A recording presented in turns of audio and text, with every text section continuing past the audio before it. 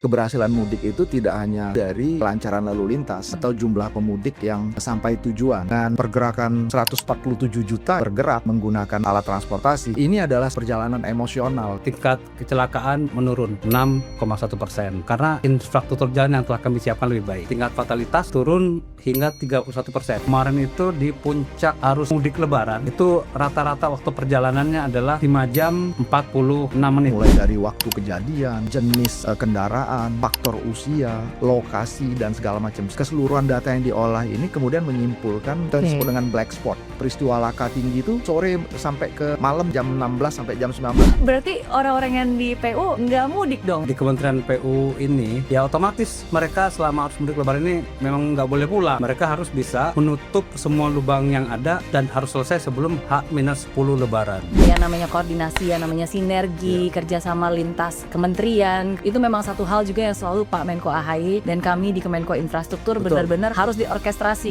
Standar pelayanan minimal untuk derek, patroli, ambulan itu kan biasa 30 menit. Berdasarkan aktualnya, kayak derek itu 8,5 menit. Kalau patroli itu sekitar 5 menit, kalau ambulans itu sekitar 6-8 menit. Jadi ada terukur standarnya dan ternyata bisa dilakukan datanya lebih cepat. Komitmen internal Jasa Marga adalah program yang disebut dengan zero pending claim. Tidak boleh ada korban yang menunggu.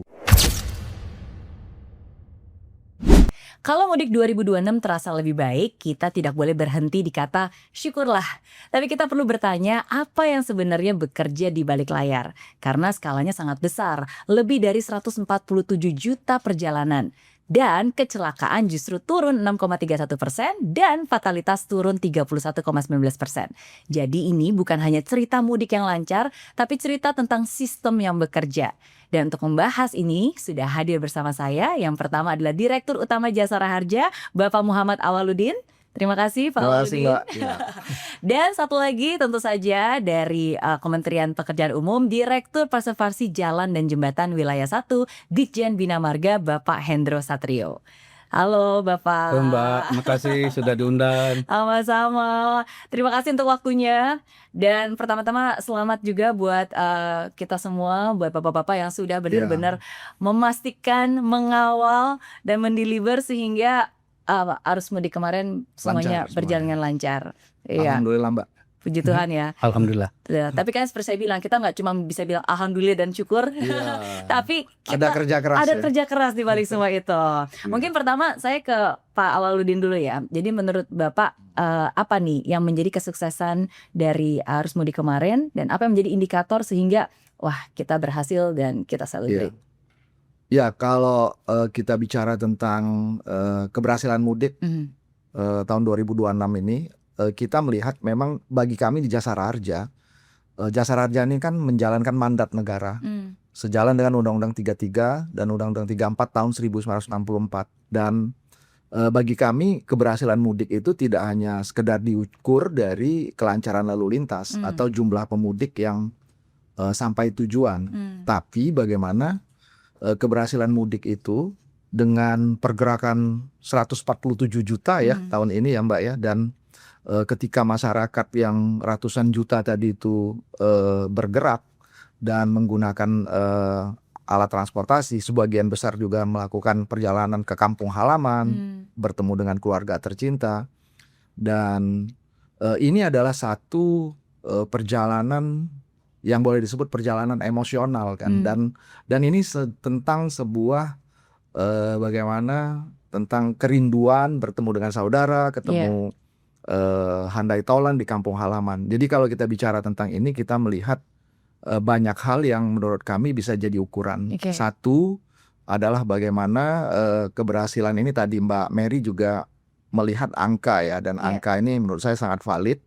6,31% peristiwa kecelakaan itu turun dibandingkan periode yang sama pada saat di angkutan atau siaga lebaran tahun 2025. Dan nah ini yang memang menjadi concern banyak pihak termasuk kami dan Korlantas, itu adalah terhadap aspek fatalitas. Dan syukur alhamdulillah juga bahwa tahun ini di angka yang memang cukup signifikan, turunnya di angka 31%. Nah jadi kalau kita melihat capaian-capaian ini kan bukan sebuah kebetulan gitu ya. Ini memang sebuah hal yang memang merupakan hasil dari kerja kolektif, kerja bersama. Dan jangan lupa kerja bersama secara lintas sektor. Dan oleh karena itu kalau kita lihat apa yang kemudian dilakukan dalam kerja lintas sektor ini, mulai dari pengaturannya, mulai dari kesiapan infrastrukturnya, mulai juga dari edukasi ke masyarakat. Dan kita tahu tahun ini informasi tentang work from anywhere-nya jauh lebih awal ya. Jadi udah bisa dipersiapkan. Betul, 1 bulan sebelumnya saya mencatat itu kan. Kalau dibandingkan mungkin tahun lalu kan mungkin menjelang arus puncak ya. Dan inilah yang kemudian sangat membantu, dan hal-hal seperti ini juga dilihat dari berbagai kesiapsiagaan di lapangan. Saya sendiri mendampingi Pak Kakor Lantas itu sejak bulan Januari. Jadi sepertinya tidak berhenti setelah mengawal arus Natal tahun baru, berlanjut lagi dengan kesiapan kita untuk mengawal arus mudik dan siaga Lebaran di 2026. Jadi hal-hal ini yang kemudian kita bisa ukur bagaimana koordinasi hari ini cukup baik. Dan ada satu komando yang memang dikawal secara khusus melalui Korlantas, dalam hal ini adalah Pak Kakor Lantas yang mengendalikan langsung situasi dan hal-hal taktis di lapangan. Yang kedua, kita juga punya satu integrasi data yang tahun ini mulai cukup efektif kita lakukan, dan basis data ini sangat kuat ya. Karena apa? Karena ya sudah memang waktunya. Era hari ini adalah era data intelligence. Ini kan memang sesuatu yang memang menjadi rujukan kita. Bagaimana di jalan tol menggunakan rujukan data itu, bagaimana kemudian kami juga melihat pola pergerakan ini, juga membuat analisa dan prediksi seperti apa penanganan potensi kalau terjadi peristiwa laka yang kemudian di luar sesuatu yang kemudian kita bisa handle. Jadi kembali lagi menurut kami indikator-indikator keberhasilan ini adalah indikator yang memang buat kami sederhana. Jadi bukan hanya semakin sedikit korban peristiwa kecelakaannya, tapi juga bagaimana semakin banyak masyarakat yang bisa kembali ke kampung halaman, mudik ketemu keluarga dengan handai taulan, itu bisa selamat dan kembali juga dengan selamat. Dan hal yang kemudian membuat kami sangat jaga adalah mandat negara untuk bahwa begitu kuatnya tugas ini untuk kemudian menjadi satu indikasi bahwa negara hadir bersama para pemudik, dan itu dengan jasa harja. Dan bukan hanya terlihat tapi terasa ya. Betul. Dan tadi senang banget karena kalau Pak Awaludin bilang itu yang namanya koordinasi, yang namanya sinergi, kerjasama lintas kementerian, kerjasama para stakeholder gitu. Nah itu memang satu hal juga yang selalu Pak Menko AHY dan kami di Kemenko Infrastruktur benar-benar harus diorkestrasi. Karena ini kan bukan hanya satu kementerian saja, bukan hanya Kementerian Perhubungan saja, bukan hanya PU saja gitu kan, tapi juga dengan Jasa Marga, dengan Korlantas, dengan Jasa Raharja, Kementerian Perhubungan juga, Kementerian PU. Betul. Jadi semuanya bersinergi. Dan kalau tadi Pak Awaludin juga sempat mengingatkan bahwa sebenarnya pergerakan mudik ini bukan hanya terjadi sekali ya, bahkan sebenarnya pas lagi Nataru pun juga sudah berhasil dengan sangat baik ya, dan akhirnya diduplikasikan lagi gitu. Nah itu sekuensial ya, berurutan, tentunya nggak terlalu jauh. Jadi itu menunjukkan bahwa itu bukan kebetulan, tapi memang ada yang direncanakan dan ada yang benar-benar dikawal gitu. Hari ini menarik karena kalau sebelumnya persiapan mudik kami dan saya mengundang ada dari Jasa Marga dan juga ada dari Menteri Wamenhub pada saat itu. Nah hari ini saya mengundang khususnya dari PU karena ada orang-orang di belakang layar yang sebenarnya banyak sekali bekerja tapi mungkin seringkali tidak terlihat. Karena kan kesuksesan ini bukan hanya yang mengatur lalu lintas dan juga transportasi yang berjalan di atasnya, tapi juga infrastruktur yang dipersiapkan dengan baik yang akhirnya membuat semuanya juga berjalan dengan baik. Nah dari Pak Hendro nih, apa yang sudah dilakukan baik oleh PU sehingga mudik ini bisa berjalan dengan baik? Ya, makasih. Jadi kami dari Direktorat Jenderal Bina Marga di Kementerian Pekerjaan Umum, kami jauh-jauh hari sebelum Lebaran ya, sebulan sebelum Lebaran kami sudah melakukan langkah-langkah upaya untuk bisa mensukseskan jalur mudik Lebaran.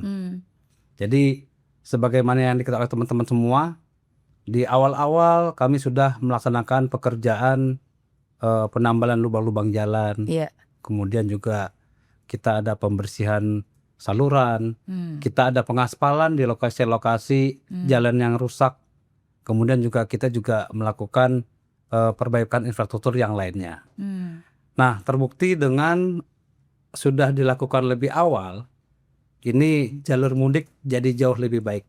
Yang tadi Mbak Mary sampaikan bahwa tingkat kecelakaan menurun 6,1%. Itu mungkin salah satunya karena infrastruktur jalan yang telah kami siapkan lebih baik. Kemudian juga tingkat fatalitas turun hingga 31%. Itu menunjukkan bahwa dengan infrastruktur jalan yang baik, itu meminimalisir terjadinya kecelakaan. Baik itu kecelakaan yang terjadi di ruas jalan nasional non-tol maupun di tol. Betul. Nah, kalau kita ngelihat juga dari kemacetan ya, selama ini kita bisa ngelihat bahwa di televisi banyak ditayangkan terkait dengan lalu lintas yang ada di ruas jalan tol, terutama adalah tol Trans Jakarta, Semarang dan selanjutnya gitu kan. Nah, kalau kita ngelihat dari data yang ada, dari waktu perjalanan pun kelihatan bahwa sekarang jauh lebih baik daripada waktu-waktu sebelumnya.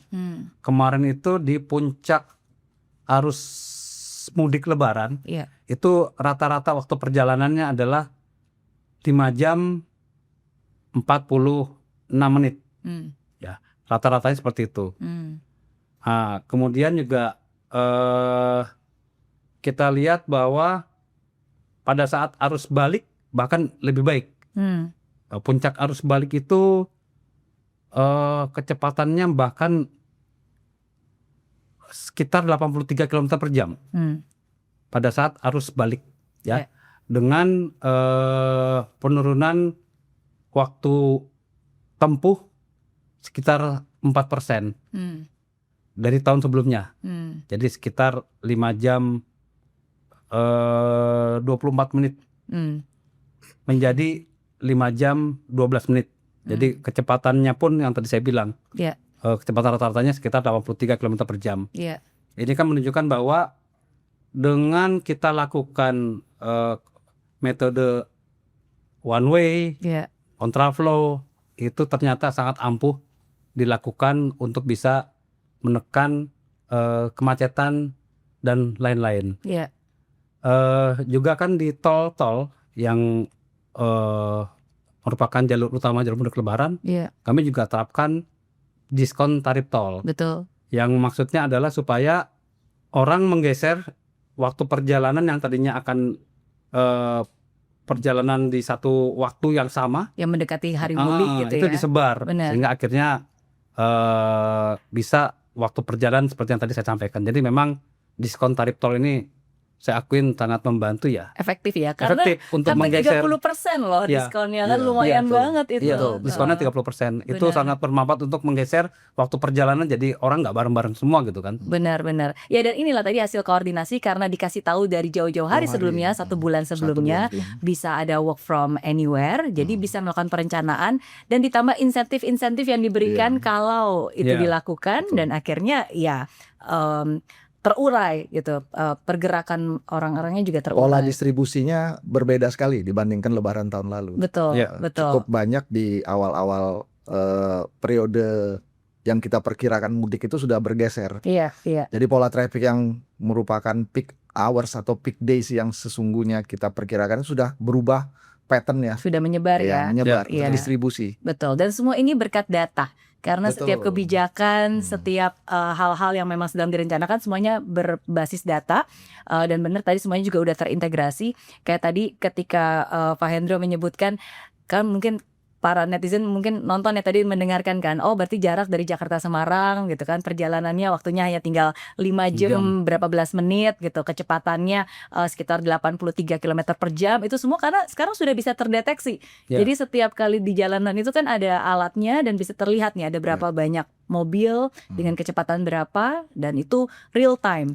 Iya, kenapa? Karena saya yakin kita semua pernah juga berkunjung, kebetulan kami dan juga Pak Menko HI kita juga berkunjung ke JMTC Command Center ya. Command Center, dan benar-benar jadi bisa melihat wah ternyata udah secanggih itu sekarang gitu. Nah, tapi dari jalan-jalan berarti dari 1 bulan sebelumnya udah ditambal, udah dibenahi, udah diaspal gitu.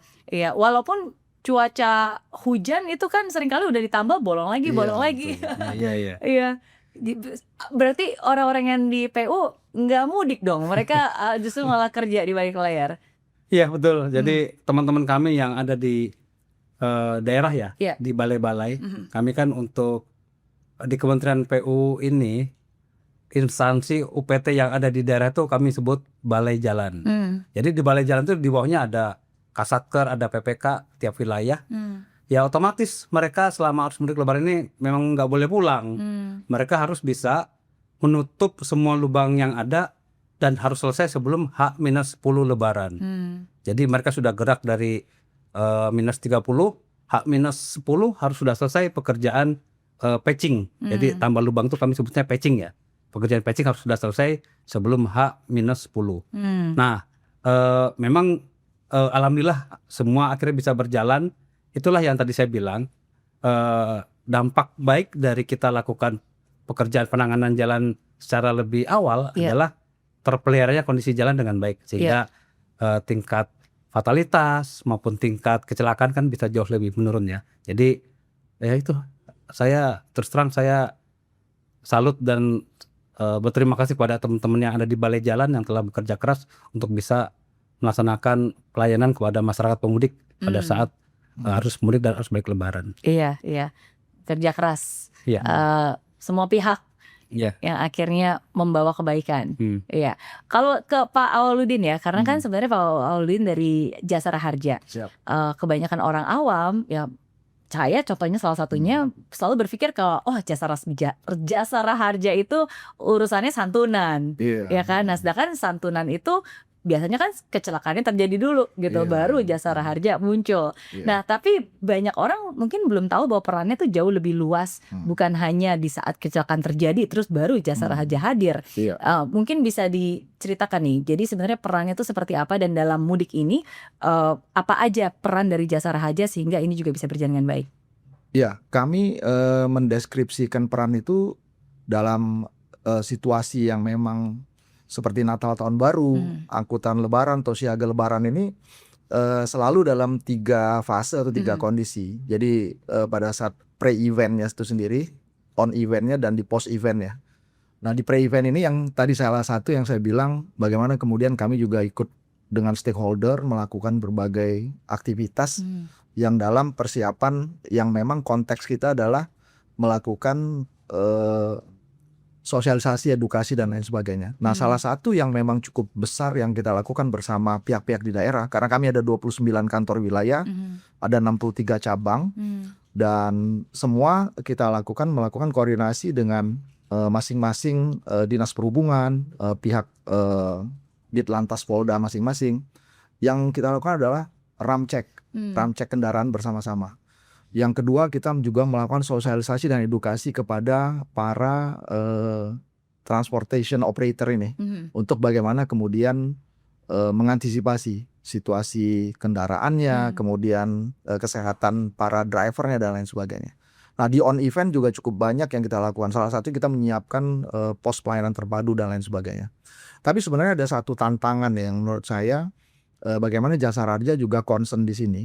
Kalau kita bicara melihat lebih dalam, tantangan terbesar di dalam pergerakan seperti angkutan Lebaran ini adalah bukan hanya soal volume pemudiknya saja, tapi bagaimana kita paham tentang karakteristik resiko di lapangan. Seperti apa? Nah, karakteristik resiko di lapangan bagi para pengguna transportasi dan khususnya pengguna jalan ini adalah konsisten nih dari tahun ke tahun itu ya, kita lihat patternnya seperti itu adalah pada kendaraan roda 2. Nah, kendaraan roda 2 ini kalau kita lihat volume yang bergerak yang di dalam pergerakan massal tadi nih, itu boleh bilang di atas 80% ini menggunakan kendaraan roda 2. Inilah yang kemudian menjadi perhatian serius buat kita ya. Bagaimana faktor resiko di masyarakat masih memilih moda transportasi roda 2 ini kita minimalkan. Persoalan di kendaraan roda 2 ini adalah sangat sensitif terhadap fatigue driving ya, kelelahan dalam mengemudi. Dan apalagi kalau perjalanan mudiknya tuh sudah di atas 7, 8, 9 jam. Saya sendiri pernah ketemu salah satu keluarga pemudik menggunakan motor roda 2, ketemu di pos pelayanan terpadu kita di Nagrek, dan saya tanya, saya dari Cikarang, berangkat jam berapa? Ketemu saya tuh kurang lebih sekitar jam 1 dan mereka lagi istirahat. Dan itu pola yang benar. Karena tadi untuk menghindari fatigue driving tadi. Dan ada pos pelayanan terpadu kita kan. Saya dari Cikarang setelah subuh jam 5 gitulah. Dan pada saat sampai di Nagrek tuh udah kurang lebih sekitar jam 11, jam 12. Berarti kan dari Cikarang sampai Nagrek itu sudah sekitar 6 jam. Karena situasi juga macet dan lain sebagainya. Saya tanya lagi, mau kemana tujuannya? Saya mau ke Banjar. Berapa jam lagi dari Nagrek? Paling cepat 4 jam lagi. Jadi kebayang kan? Perjalanan yang di atas 10 jam menggunakan kendaraan motor, kendaraan roda 2, ada istri sama anak 1 kan? Dan inilah yang kemudian faktor-faktor resiko ini yang kemudian kita pertimbangkan. Itu kemudian Pak Menhub, Pak Menteri Perhubungan pada saat diskusi dengan kami juga upaya apa yang kita bisa meminimalkan resiko ini. Makanya kami dari BUMN, kebetulan Jasa Raharja ini mungkin udah tahun ke-13 ya Mbak, ditunjuk oleh Kementerian BUMN yang sekarang BP BUMN itu menjadi koordinator mudik gratis. Dan bagaimana kemudian tadi memindahkan faktor resiko tadi. Yang utamanya mengendarai roda 2 dipindah kendaraan yang lebih safe, lebih aman menggunakan bus. Betul. Dan luar biasa respon masyarakat. Dari kuota 104.000 seat capacity untuk 3 moda transportasi, kendaraan bus, kereta api, dan kapal laut, itu diminati masyarakat sampai 116.000. Berarti ada sekitar 11-12% di atas alokasi yang kita alokasikan kan. Dan ini wujud dari kehadiran negara.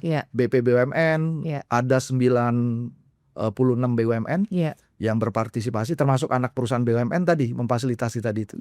Nah, ini artinya apa? Artinya ya kita terus berupaya untuk menggeser resiko tadi. Dan mereka juga menyenangi karena dapat mengganti moda transportasi yang lebih aman dan gratis kan. Betul. Karena kalau saya tanya tuh berapa dan bukan cuma sendiri, satu keluarga kan juga bisa ikut. Saya tanya kalau ini pulangnya mana Pak? Saya pulangnya ke Wonogiri. Wonogiri itu kalau dari Jakarta itu tidak kurang 1.000 naik kendaraan bis ya, dengan fasilitas mudik gratis dari BUMN itu bisa di saving ya, dihemat. Kalau pulang balik udah sekitar 1 juta.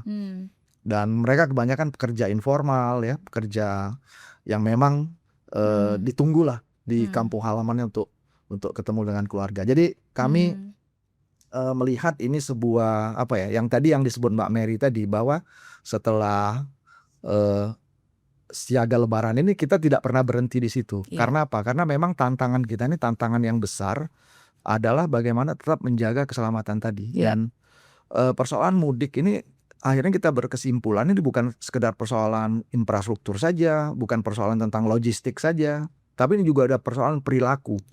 Dan perilaku ini yang kemudian direpresentasikan dari perilaku di jalan kan, menggunakan moda transportasi apa.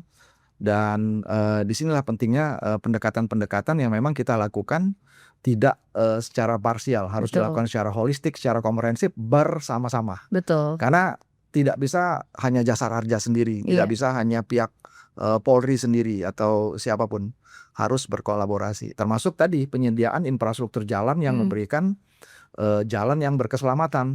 Kalau lubang-lubang berarti resikonya kan cukup tinggi. Benar. Dan sudah dilakukan penataan ya, perbaikan sebelum peristiwa besar itu dilakukan. Iya. Jadi kembali lagi, kalau pendekatan yang tidak dilakukan secara parsial, berarti pendekatannya harus dari hulu ke hilirnya. Ini memang pendekatan yang memang tadi yang seperti kami sampaikan, dari mulai survei jalur, cek kendaraan, penyiapan infrastruktur pendukung, dan sekali lagi juga kebijakan strategisnya. Iya. Seperti tadi work from anywhere yang jauh hari dibuat, pemberian diskon tarif tol ya Pak ya. Dan jadi kembali lagi, inilah satu pola yang memang para pemangku kepentingan ini berpikir sama. Benar. Bukan hanya mengawal tentang pergerakan manusianya saja, tapi mengawal pergerakan manusia dengan moda transportasi yang berkeselamatan dan meminimalkan risiko fatalitas. Ya, setuju.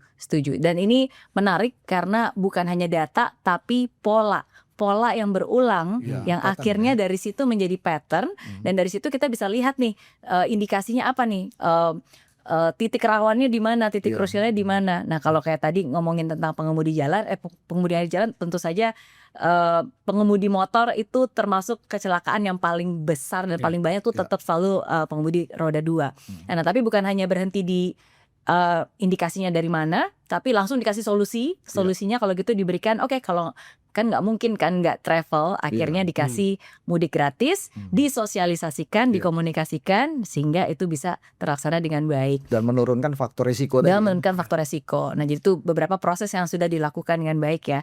Nah, berbicara tentang pola yang berulang, kalau berhubungan dengan jalan, sesungguhnya kan data-datanya sudah ada nih. Contohnya titik rawan yang sebenarnya bisa jadi indikasi, titik rawan banjir, rawan macet, atau rawan kecelakaan gitu. Nah, jadi bagaimana dari Bina Marga sendiri mengolah data-data informasi penting ini sehingga data-data atau pola yang berulang ini bisa menjadi persiapan infrastruktur sehingga resiko itu bisa diminimalisasi. Apa saja contohnya?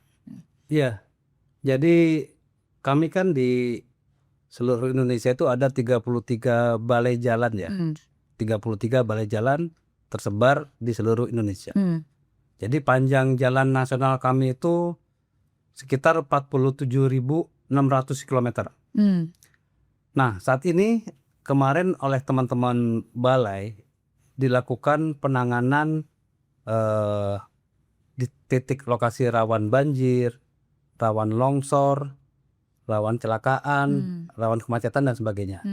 Jadi lokasi yang rawan longsor itu bahkan bisa berkurang potensinya sebesar 11%.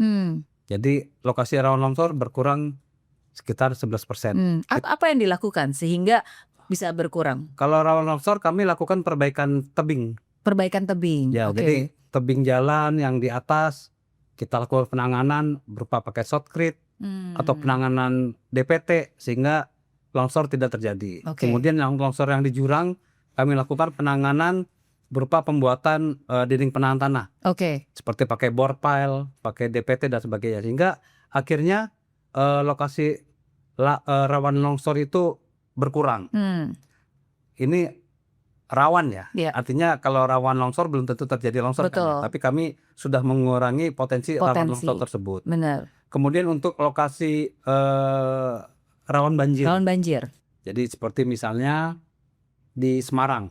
Semarang itu lokasi rawan banjirnya kan ada di Kaligawe ya, jembatan Kaligawe, Sayung dan sebagainya. Itu kami tangani jauh sebelum hari H Lebaran. Jadi kami di Kaligawe kami lakukan penanganan berupa racing pekerjaan jalan. Jadi jalannya kita racing. Kita tinggikan ya. Sekitar 1 meter. Kemudian kami cor rigid. Kemudian yang di Sayung, karena itu dekat dengan Sungai Sayung, kami bangun rumah pompa sehingga kalau pas hujan langsung kami sedot gitu kan, supaya tidak terjadi banjir di sana. Jadi seperti itu kami banyak lakukan di ruas jalan nasional kami, sehingga akhirnya lokasi yang potensi banjir itu bisa berkurang lebih dari 5% ya. Nah, itu kita lakukan semua, termasuk juga supaya hal ini juga tidak terjadi juga kendala di jalan tol. Jadi jalan tol juga teman-teman dari pihak BUJT bersama dengan BPJT itu selalu memonitoring ruas-ruas jalan tol di wilayahnya masing-masing. Ya kan? Kalau ada lubang segera ditutup sebelum 2 kali 24 jam. Kemudian juga rumah pompa juga disiapkan dan sebagainya sehingga bisa pada saat hari H Lebaran itu Oke. sudah tidak terjadi kendala lagi. Seperti yang kita lakukan teman-teman. Oke, 2 kali 24 jam itu Sebelum itu harus sudah harus selesai. diselesaikan. Iya. Oke, berarti harus standby terus di situ. Iya. Termasuk juga dengan alat-alatnya juga, Iya. termasuk juga dengan bahan-bahan Iya. ininya juga Bahan-bahan dong. bencana, Bahan-bahan bencananya juga. Iya. Berarti memang sudah selalu siap siaga di situ Ya, ya. kami kalau untuk di ruas jalan nasional ya, yang tadi saya bilang panjangnya 47.600 km, banyak potensi-potensi yang daerah perbukitan, kemudian daerah yang dekat dengan laut, sungai dan sebagainya, itu kami siapkan alat DRU. Jadi alat DRU itu alat untuk siaga bencana. Itu kami siapkan ada eskavator, ada doser, ada alat-alat untuk penanganan misalnya bronjong. Bahkan kami juga menyiapkan standby jembatan beli sehingga kalau ada darurat yang putus bisa segera kami tangani. Memang lokasi-lokasi DRU itu, alat-alat DRU itu kami tempatkan di lokasi-lokasi posko. Banyak posko yang kami bangun bersama ya, bareng dengan teman-teman dari Jasa Raharja, Kemenhub, Kepolisian, Kemenkes. Jadi di satu titik kami bangun posko bersama. Nah, kemarin hasil evaluasi kita saat rapat dengan teman-teman mitra yang lain, terlihat sekarang ini rest area yang banyak dikunjungi adalah lokasi masjid. Oh iya. Masjid. Benar. Jadi mungkin nanti ke depannya kita akan lakukan lebih banyak persiapan rest area di lokasi masjid. Karena sekarang ini istilahnya apa? Masjid ramah pemudik. Nah, itu yang akan kita lakukan mungkin ke depan. Itu yang di rata-rata di jalan arteri itu, Pak. Iya, di jalan arteri kan bukan di tol. Bukan di tol. Betul. Jadi kalau untuk di jalan arteri yang non tol, kami untuk masjid-masjid yang arealnya luas akan kami persiapkan lebih baik supaya nanti pemudik banyak bisa istirahat di lokasi masjid. Karena kalau di masjid tuh orang bisa ibadah, orang bisa istirahat, bisa mandi dan sebagainya, sehingga nanti mungkin ke depan lokasi masjid ramah pemudik itu akan banyak kami lakukan. Nah, ini satu hal yang baik, inisiasi yang baik yang baru terjadi di mudik ini, tapi ini menjadi awal dari keberlanjutan ya. Karena kan memang berdasarkan respon masyarakat, rest areanya kurang atau enggak kadang-kadang kan rest areanya hanya di titik-titik tertentu, kilometer 57, kilometer tertentu. Makanya salah satu maksudnya kami mendengar itu semua dan akhirnya ada penambahan rest area.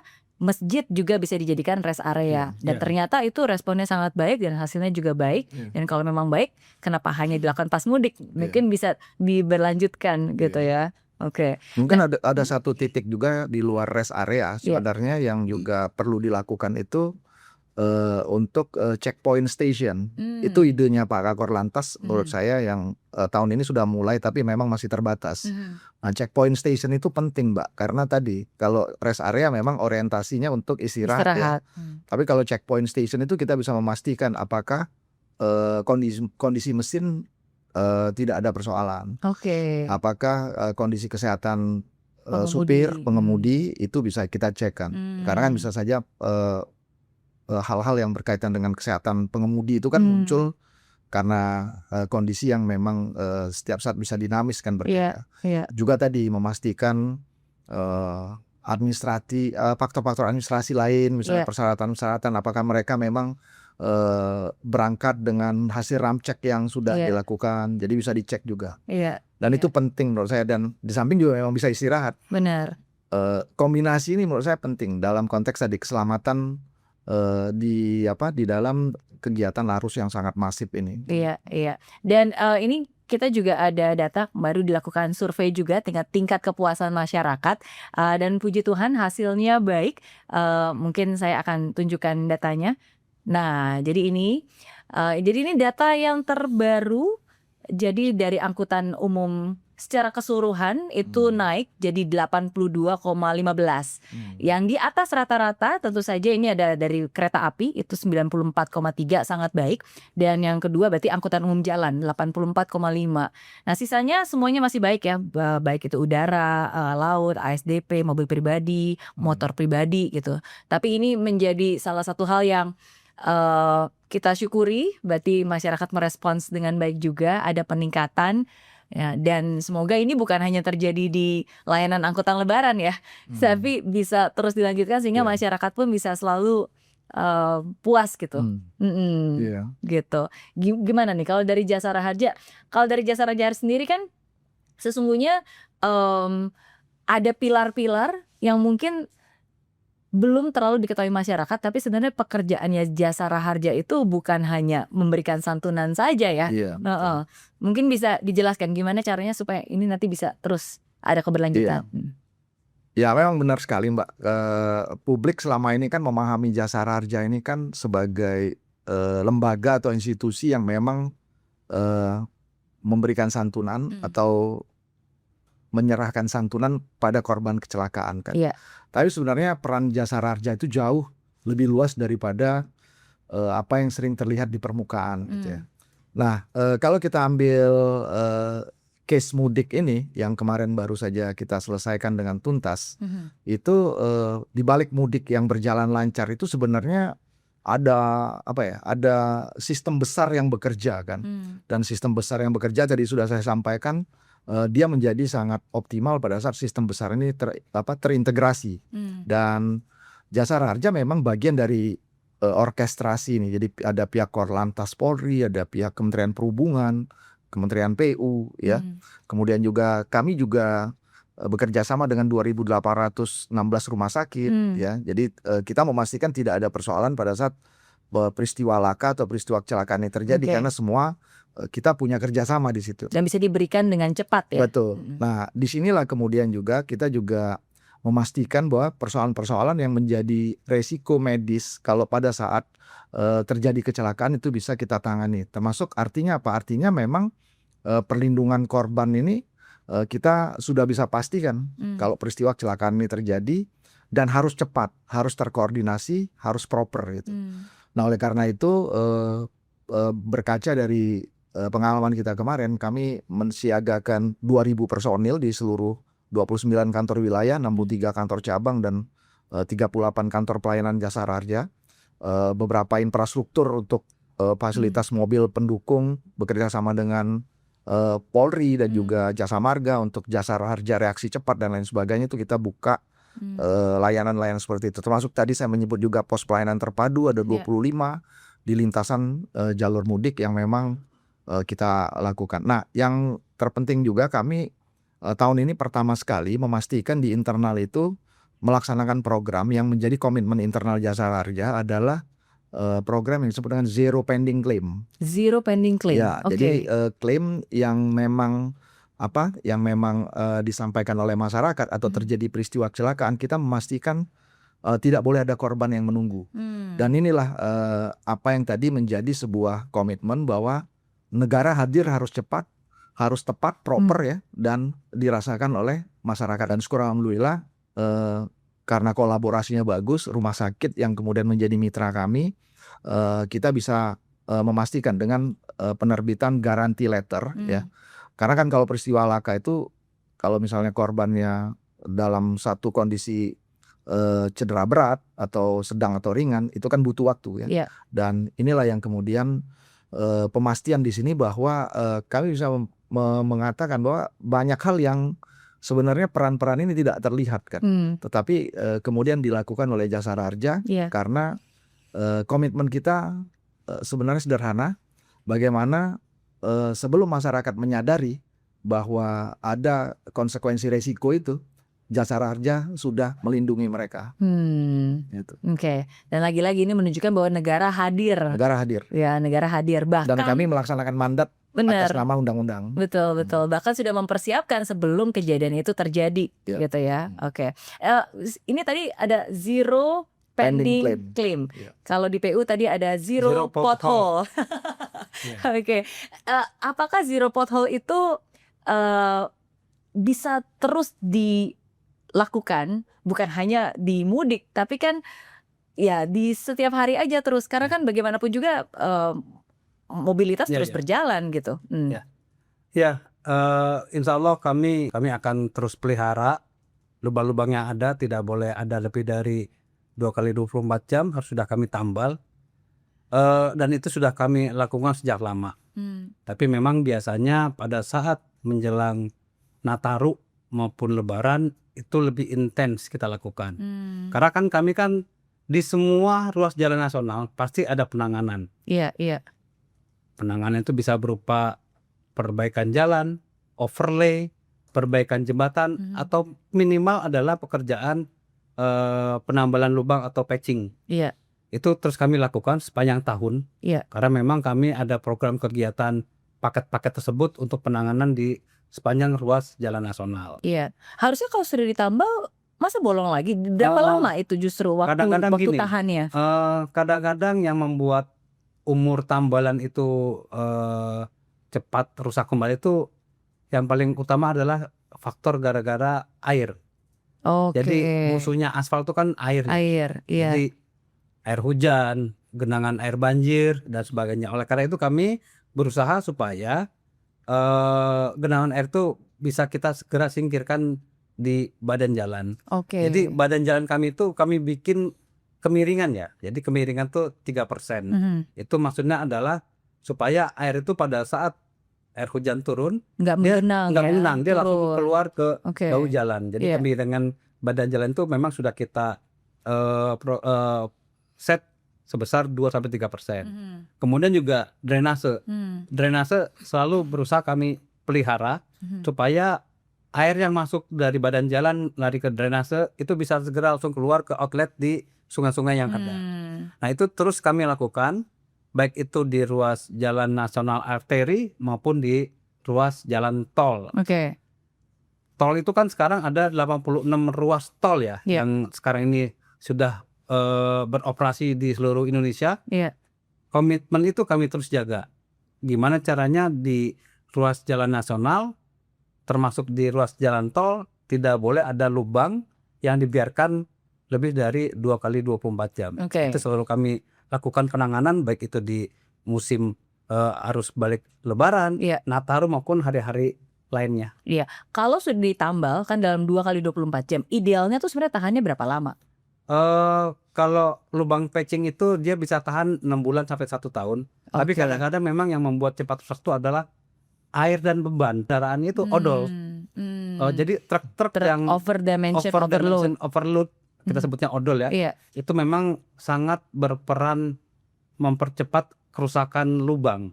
Karena kan kita semua tahu bersama bahwa tingkat kerusakan akibat beban itu kan dia malah pengalinya adalah eksponensial pangkat 4. Jadi memang sangat besar. Jadi istilahnya kalau ruas jalan tersebut yang lewat adalah kendaraan-kendaraan kecil, sedang atau semua di bawah MST 10 ton, insya Allah jalan tersebut 5 tahun juga aman. Tapi karena jalan tersebut banyak dilalui oleh truk-truk besar-besar yang MST-nya sumbu muatan terberatnya lebih dari 10 ton, akhirnya itu membebani konstruksi jalan tersebut. Oleh karena itu yang tadi disampaikan, kami mengharapkan mudah-mudahan di tahun-tahun ke depan itu truk-truk odol overdimension overloading itu bisa terus dikurangi bahkan menjadi zero odol. Jadi bukan cuma zero pending claim, zero pothole. Kalau di Kemenko Infrastruktur sekarang yang lagi dikawal oleh Pak Menko AHY juga zero odol. Menuju zero odol Januari 2027. Setuju. Amin. Kita usahakan ya, kita kawal bersama. Karena ini kan berkesinambungan, nggak bisa hanya di satu hilir aja, tapi dari hulunya jalan karena angkutan truknya, ya kan. Kecelakaan lalu lintas pun juga karena dampak dari situ juga, gitu. Jadi semua berkesinambungan. Ya, menarik kalau kadang-kadang saya juga sering stalker di Instagramnya Jasara Harja. Ya, ini banyak sosialisasi yang dilakukan oleh Jasara Harja.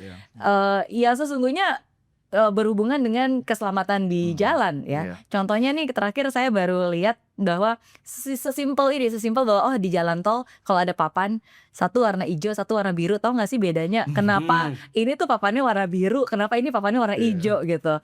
Dan terus terang saya baru tahu gitu bahwa ternyata papan yang warnanya hijau tuh gunanya untuk informasi, sedangkan papan yang warna biru itu gunanya untuk instruksi gitu. Nah, Ada jadi lagi yang warna kuning ya Mbak ya? warna kuning itu apa berarti? Warning mungkin. Warning gitu. Jadi sesimpel itu. Iya. Dan menurut saya itu satu hal yang sangat baik ya, karena Iya. kan kebanyakan kalau bisa dicegah, informasi itu tersampaikan dengan baik, kita bisa tahu, masyarakat pun juga ingin membantu supaya kecelakaan lalu lintas berkurang gitu. Jadi apa saja nih sebenarnya yang sudah dilakukan di Jasara Harja, dan bagaimana caranya Jasara Harja bisa terus menjadi pemberi informasi yang baik untuk masyarakat. Ya, jadi memang isu besar pada saat kita diskusi dengan stakeholder ya, khususnya dari Korlantas, dari Kementerian Perhubungan, termasuk juga Jasa Marga. Jadi satu hal yang memang menjadi isu dan harus kita solusikan, kita persiapkan itu adalah tentang integrasi data.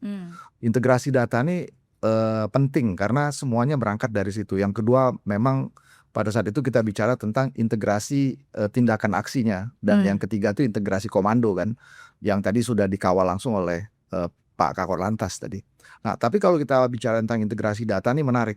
Hari ini kami juga di Jasara Harja terus sedang menseriusi ini, karena memang kalau kita bicara data dan hanya sekedar menjadi informasi, dia hanya menjadi sebuah laporan saja. Dan di Jasara Harja saya memberikan komitmen, termasuk juga di internal, kita bicara data ini adalah alat untuk menyelamatkan nyawa manusia. Karena dari data ini kan terbentuk pola, terbentuk pattern, terbentuk kemudian bagaimana kemudian tindakan aksi yang akan kita lanjutkan atau kita lakukan setelah kita memahami dengan pola data ini. Iya, bisa dijadikan intervensi preventif ya. Betul. Nah, disitulah kemudian persiapan kita melihat data kecelakaan ini mulai dari waktu kejadian, jenis kendaraan, faktor usia, lokasi, dan segala macam. Sehingga keseluruhan data yang diolah ini kemudian menyimpulkan satu topik yang namanya titik rawan laka. Atau yang disebut dengan black spot. Nah, titik rawan laka ini setiap kantor wilayah saya minta membuat top 10 priorities, dan kemudian titik rawan laka ini yang tadi yang dimaksud Mbak Mary yang harus diintervensi. Nah, memang kita tidak punya kewenangan sendiri ya. Banyak koordinasi yang harus kita lakukan melalui forum lalu lintas angkutan jalan, dengan dinas perhubungan, dengan dinas bina marga di daerah. Kemudian juga bagaimana kita juga bisa mengidentifikasi titik-titik rawan laka ini yang kemudian kita bisa lakukan dengan pendekatan yang memang lebih preventif, pengaturan rambu. Kemudian juga memberikan atensi, memberikan masukan kepada pihak Polri untuk penugasan yang lebih diatensi ya, karena titik-titik yang kemudian perlu peningkatan pengawasan. Iya, saya jadi penasaran nih. Tadi kan kira-kira berarti sebenarnya di jam-jam mana nih yang rawan, atau di usia-usia berapa nih pengemudinya yang biasanya rawan dan akhirnya mungkin terjadi itu sangat tergantung juga dengan situasi daerah masing-masing. Dan di beberapa tempat itu juga sangat bergantung kepada pola distribusi masyarakatnya. Kalau kita bicara di DKI, pola distribusi Jabodetabek kan tinggi kan, termasuk juga wilayah-wilayah yang memang dia punya wilayah aglomerasi. Kemarin saya baru pulang dari Makassar, dan di Makassar itu ternyata juga para komuter pekerja itu polanya hampir sama. Mereka bisa tinggalnya di Maros tapi bekerjanya di Makassar, atau tinggalnya di luar Makassar dan lain sebagainya. Nah, pola-pola traffic yang kemudian ini yang kemudian perlu jadi atensi serius. Dan kembali lagi pada saat kita bicara tentang sosialisasi, edukasi, saya bilang dengan berbagai stakeholder dan juga di internal, kita jangan melakukannya secara umum. Kita harus melakukannya satu, segmented. Yang kedua, kita juga harus melihat faktor risiko terbesar apa yang sebenarnya dari data itu. Itulah yang kita sebut bahwa data itu sebenarnya harus bicara. Selama data hanya bersifat data dan informasi, dia cuma laporan. Tapi kalau data dengan analytics, dengan insight, dia akan menjadi sebuah data dan informasi yang bisa diterjemahkan secara konkret, sehingga tindakan aksi kita tuh juga berbeda. Karena kalau tidak, nanti kita melakukannya, saya sering menyebutnya event based, tidak menjadi sesuatu yang impact based gitu. Nah, padahal dalam konteks ini Jasara Harja punya peran yang sebenarnya yang tadi yang tidak kelihatan tapi bisa berperan banyak. Karena data itu semua ada di kita, Mbak. Dan kembali lagi pada saat data yang sudah dianalisa dengan baik dan kemudian juga integrasinya juga baik, ya saya yakin pendekatan-pendekatan kita terhadap keselamatan transportasi ini pasti berubah. Dan kembali lagi tujuan utamanya kita adalah jangan selalu melakukan dengan pendekatan yang reaktif. Karena selalu kan selama ini begitu, ada peristiwa ditangani seolah itu sudah selesai. Tapi dia membentuk pola, membentuk pattern ya. Kayak contoh saya pernah ke kantor cabang kami di Kerawang dan black spot di Kerawang itu adalah daerah Kelari. Kecamatan Kelari. Dan saya langsung tahu karena Kecamatan Kelari itu adalah koridor kawasan industri. Nah, koridor kawasan industri berarti keluar masuk kendaraan yang besar. Tadi termasuk yang tadi yang over dimension, overload itu cukup tinggi, termasuk juga yang memang pergerakan pekerja kan, yang menggunakan motor, yang mungkin dari pabrik atau kawasan industri di sekitar situ pulang ke rumah, deket aja kok, nggak usah pakai helm gitu kan. Jadi menyepelekan sesuatu. Padahal disitulah titik kritis itu terjadi. Nah jadi kembali lagi ke jam-jam tadi juga yang Mbak Mary tanya, itu sangat situasional ya. Dan seperti di Makassar itu peristiwa laka tinggi itu justru di sore sampai ke malam jam 19. Jadi dia dari jam 16 sampai jam 19 itu titik rawan. Ini tiap-tiap daerah memiliki karakteristik daerah masing-masing. Itu mungkin mau buru-buru pulangnya. Nunggu masakan di rumah gitu belum masak buat makan malam gitu. Nah ini yang artinya kita juga kami setuju bahwa pada akhirnya data yang baik itu adalah yang menyediakan informasi untuk bisa dipakai mencegah peristiwa kecelakaan berikutnya. Oke. Menarik. Berarti dari evaluasi mudik 2026 kemarin dan data yang dimiliki oleh PU, berarti apa nih yang harus dan bisa dibenahi sehingga yang baik bisa lebih baik lagi untuk tahun ini dan untuk tahun depan? Iya, kami kan belajar dari pengalaman ya selama ini, di mana lokasi yang rawan kecelakaan, black spot gitu ya, tadi disampaikan oleh Pak Waludin. Kan selama ini kan lokasi yang rawan macet juga rawan black spot itu adalah contohnya kayak di Simpang Nagrek, Tanjakan Nagrek. Itu kan legend tuh, Malangbong. Kan itu legend itu. Nah, untuk itu kami dari Kementerian PU sudah lakukan penanganan kayak lingkar Nagrek, sekarang kan sudah ada jalan lingkarnya kan. Kemudian juga yang di Malangbong juga seperti itu. Jadi kami untuk lokasi-lokasi yang kami tahu itu adalah black spot, sering terjadi kecelakaan situ kami tanganin. Termasuk juga di ruas tol juga seperti itu. Seperti kita tahu tol Cipularang ya, yang di KM 92 kan itu sering terjadi kecelakaan akibat truk yang remblong, gitu kan. Turunan dikit soalnya. Oleh itu kita selalu lakukan upaya untuk bisa mencegah itu dengan edukasi. Juga kami kasih lens apa istilahnya area escape lane.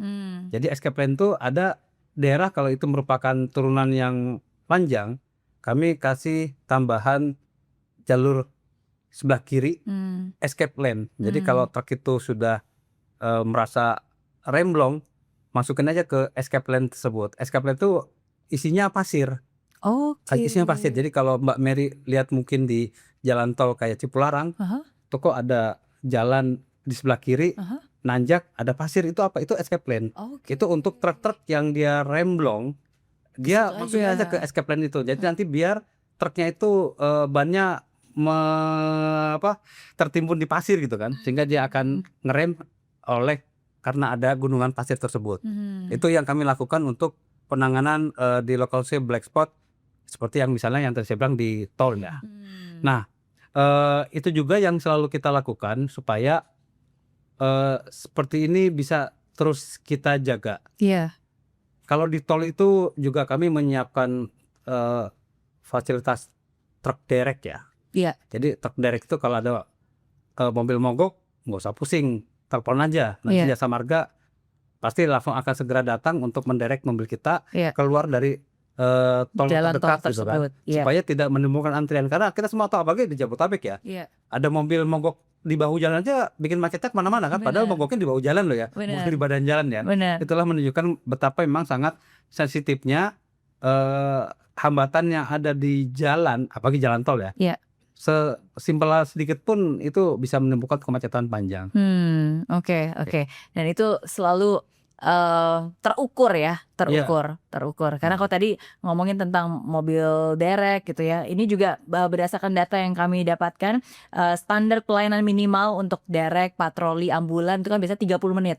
Ya, tapi berdasarkan aktualnya, average-nya itu kayak derek itu 8,5 menit. Ya, lebih cepat kan? Lebih cepat daripada 30 menit yang memang udah menjadi standar. Ya, kalau patroli itu sekitar 5 menit, kalau ambulans itu sekitar 6-8 menit. Jadi ada terukur standarnya dan ternyata bisa dilakukan, datanya lebih cepat. Karena kalau enggak itu jadi rawan kemacetan. Karena kan kami punya CCTV ya. Di tol tuh kami ada CCTV. Jadi begitu ada lihat mobil mogok ya langsung kami kirim. Langsung datang kirim. Iya. Dan tadi informasi itu menarik tuh, baru tahu ternyata ada escape plan. Ini harus disosialisasikan. Iya. Biar lebih banyak lagi yang juga tahu ya. Oke. Sebetulnya escape plan ini tidak hanya kami buat di tol ya. Tapi di jalan-jalan seperti misalnya di kretek. Iya. Di kretek tuh flavor kretek ya. Iya. Nah, itu kan ada escape plan juga. Oke. Di Brebes. Oke. Kemudian juga kalau Mbak tahu, yang kalau kita mau dari Subang mau ke gunung apa itu? Itu juga kita pakai escape plan di Subang ke arah kita mau ke Gunung Tangkuban Perahu. Oke. Tangkuban Perahu. Kami juga bikin escape plan. Jadi pokoknya kalau memang rawan ya. Geometriknya seperti itu, Iya. bahwa itu gunung, dia turunnya panjang sehingga ada potensi truk-truk yang bermuatan berat remblong, kami pasti siapkan escape plan. Oke. Dan masih banyak lah lokasi lain di ruas jalan nasional yang kami sudah siapkan escape plan untuk kondisi seperti itu. Iya. Thank you. Ada banyak yang sudah dilakukan, ada banyak yang juga sudah direncanakan dan dieksekusi. Tapi yang paling penting ini bukan hanya tugas negara aja, bukan hanya tugas beberapa institusi saja, tapi masyarakat juga ingin ikut terlibat. Nah, balik lagi ke Pak Awaludin. Berarti bagaimana caranya masyarakat juga bisa ikut terlibat sehingga bisa membantu keselamatan jalan, ya khususnya yang berhubungan dengan Jasara Harja. Iya. Ya ini memang menarik. Jadi justru memang trigger ini harusnya dari Jasara Harja dulu ya. Bagaimana Jasara Harja bisa membaca data itu bukan sekadar catatan masa lalu, tapi bagaimana sebagai sebuah alat untuk membaca masa depan. Dan dengan seperti itu tadi saya setuju dengan apa yang disampaikan Mbak Mary. Dari situlah sebenarnya kita bisa melakukan sosialisasi, memberitahu masyarakat, mengajak berkolaborasi, mengedukasi. Contoh aja dari data kita hari ini itu kita cukup miris menurut saya ya, karena usia-usia ini usia-usia produktif yang menjadi korban laka. 16 sampai 24 tahun dan kemudian 25 sampai 50 tahun itu jumlahnya 69,91%. Wow. Jadi 70%. Oke. Dan ini kan usia produktif. Usia produktif banget. Ya, dan boleh dibilang mereka bisa menjadi kepala keluarga atau tulang punggung keluarga. Jadi persoalan peristiwa kecelakaan bukan hanya persoalan sosial kemasyarakatan semata, tapi ada juga persoalan yang berdampak secara keekonomian. Dan kalau kita lihat ini peta ini membuat kita juga harus bagaimana melihat sebuah data kecelakaan ini sebenarnya menyimpan sebuah pola ya. Tadi yang seperti tadi kapan kejadiannya dan lain sebagainya. Nah, sehingga pendekatan-pendekatan yang tadi kami lakukan, kita tidak boleh lagi hanya sekedar menggugurkan kewajiban karena kita melakukan sosialisasi, melakukan edukasi, tapi harus betul-betul selected. Betul-betul dengan data-data dan kriteria yang memang tadi berbasis resiko. Contoh black spot. Kita juga dalam bayangan saya yang memahami data yang kita bisa lakukan secara analitik yang mendalam, kita tidak bisa melihat data black spot itu sebenarnya titik yang sebenarnya yang efektif untuk diedukasi, disosialisasi. Harusnya kan kita paham originnya kemana, destinasinya kemana. Kayak seperti peristiwa di Kelari tadi contohnya. Hari ini kalau di Jakarta, kalau Mbak Mary tahu, kecamatan yang menjadi black spot adalah Cakung. Tapi apakah tepat kalau kita melakukan sosialisasi itu di sana? Mungkin kita melakukan sosialisasinya di titik origin kebanyakan pelintas di wilayah Kecamatan Cakung itu.